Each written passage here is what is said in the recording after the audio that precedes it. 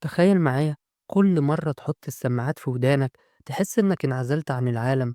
بتسمع موسيقى أو بودكاست، إحساس لطيف وآمن.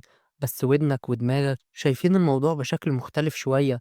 لما بيمر اليوم الأول كل حاجة بتبقى تمام، الصوت أوضح، تركيز أعلى، والعالم الخارجي بقى على وضع الصامت. تحس إنك في فقاعتك الخاصة ومبسوط جواها. لكن لما بيمر أول أسبوع السماعات بقت جزء من يومك، ودانك دايما متغطية، دافية ومقفولة، الرطوبة بتزيد، وشمع الودن بيبدأ يتراكم أكتر. أنت مش ملاحظ بس ودنك ملاحظة.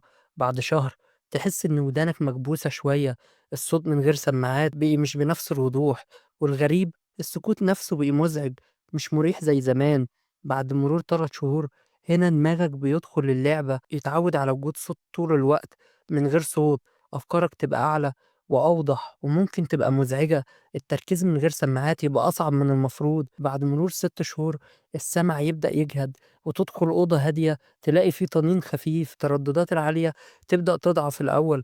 فتعمل إيه؟ تعلي الصوت من غير ما تحس. بعد مرور سنة الوضع الطبيعي عندك اتغير، ودانك بقت تتعب أسرع وتتعافى أبطأ. الهدوء بقى غريب، يمكن حتى مقلق. انت ما كنتش بس بتسمع طول اليوم، انت دربت دماغك تبقى مش مرتاحة من غير صوت. السماعات ما بوظتش سمعك في يوم وليلة، بس واحدة واحدة غيّرت إحساسك الطبيعي. دلوقتي قُل لي بصراحة، أنت بتلبس سماعات كام ساعة في اليوم، وقادر تقعد في هدوء من غيرهم؟ قُل لي في التعليقات، وما تنساش اللايك والاشتراك والشير، دعمك سبب الاستمرار يا صديقي.